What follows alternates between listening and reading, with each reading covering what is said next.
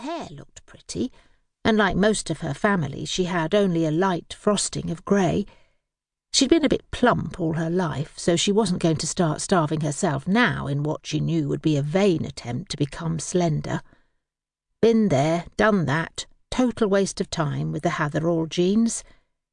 No, she was doing okay for her age with regard to appearance. It was just the thought of being 70 that was getting to her.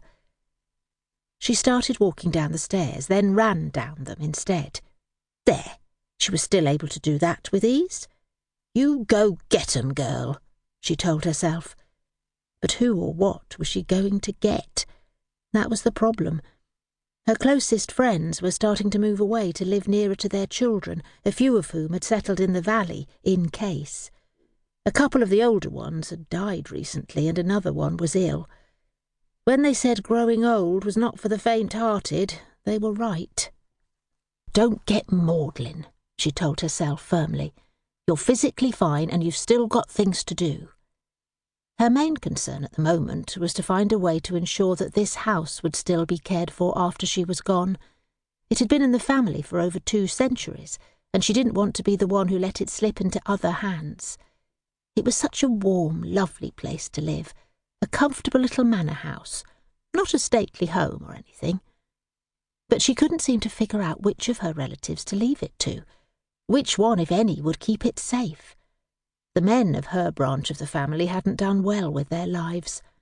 Her older brother had never married and had died 10 years ago, leaving her as the last of this branch of the family. The only relative who still lived reasonably close was a cousin 10 years younger, whose company Maggie didn't really enjoy. It had especially annoyed her when Sheila had hinted more than once that she would love to have the old house to love and care for when the sad time for that came. As if. Sheila would sell it to a developer as fast as she could. In fact, one of her closest friends was a developer, and whoever bought it would certainly find a way to persuade the local council to change the zoning, then would build small identikit houses on the land, with gardens not much bigger than tablecloths, even if they were forced to keep the listed family home intact. And why was she standing here going over the same old ground? Get on with your day, Maggie Hatherall. What will be, will be.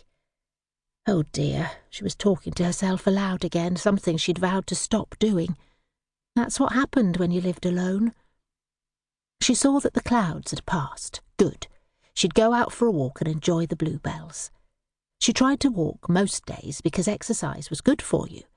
She only used the lower part of the semicircular drive these days to drive in and out of the grounds, so she'd finish her walk along the upper part of the drive.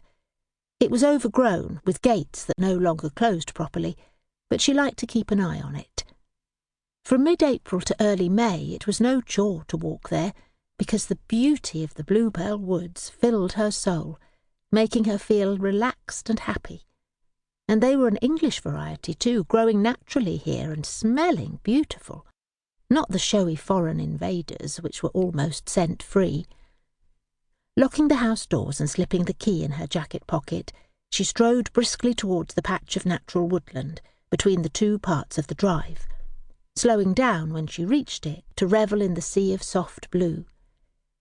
10 minutes later, she caught sight of a greater spotted woodpecker, and looked round eagerly, hoping it was nesting nearby. Such attractive, cheerful-looking birds. Did that hollow in a nearby tree contain a woodpecker nest? She took another step to one side to get a better view, and next thing she knew her foot twisted awkwardly as she trod in a concealed hollow and tumbled helplessly sideways. Pain shot through her head as she landed. When she managed to pull herself together, she realised she was lying on the ground in among the bluebells. She wiggled her arms about, and they seemed all right. She moved her left leg, and that was okay. But when she tried to move her right leg, pain stabbed through her ankle, and she couldn't hold back a whimper. She must have twisted it as she fell, or broken it. Oh, please, don't let it be broken. She pushed herself into a sitting position, but couldn't stand up because she couldn't bear to put any